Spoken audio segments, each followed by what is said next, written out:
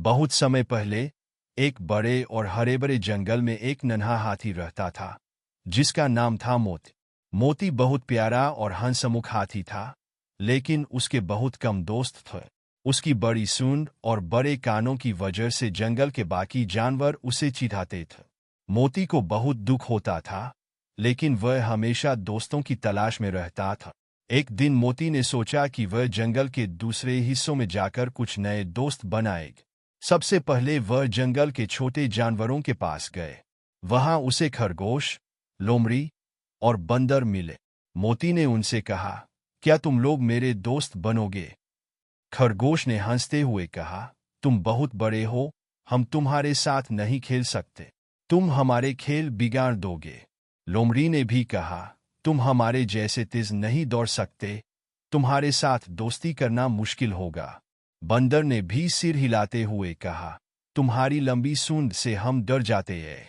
मोती को यह सुनकर बहुत दुख हुआ, लेकिन वह हार मानने वाला नहीं था। वह जंगल के और हिस्सों में गया, जहां उसे हिरन, भालू और तोता मिले। उसने फिर से पूछा, क्या तुम लोग मेरे दोस्त बनोगे? हिरन ने कहा, तुम बहुत भारी हो, अगर तुम हमारे साथ दौड़ोगे तो जमीन हिल जाएगी। भालू ने कहा, तुम्हारे साथ शिकार करना मुश्किल होगा, क्योंकि तुम बहुत बड़े हो। तोता ने भी कहा, तुम्हारी आवाज इतनी भारी है कि मैं तुम्हारे साथ बातें नहीं कर सकता। मोती अब बहुत उदास हो गए। उसे लगने लगा कि कोई भी उसे अपना दोस्त नहीं बनाना चाहता। वह अकेला और हारा हुआ जंगल के किनारे बैठ गए। तभी अचानक जंगल में हड़कंप मच गए। एक शिकारी दल जंगल में आया और उसने कई जानवरों को अपने जाल में फंसा लिए। हिरन, खरगोश, लोमड़ी और कई छोटे जानवर शिकारी के जाल में बुरी तरह फंसे हुए थे। मोती ने यह देखा और तुरंत दौड़कर उनकी मदद के लिए पहुंच। उसने अपनी बड़ी सूंड से सारे जालों को तोड़ दिया और सारे जानवरों को आज़ाद कर दिए।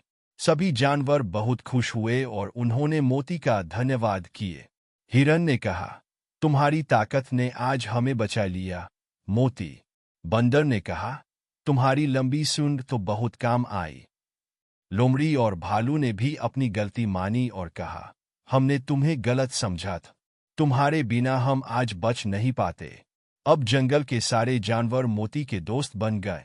सभी ने समझा कि हर किसी की अपनी खासियत होती है और हमें दूसरों का सम्मान करना चाहिए, चाहे वे हमारे जैसे न भी हो।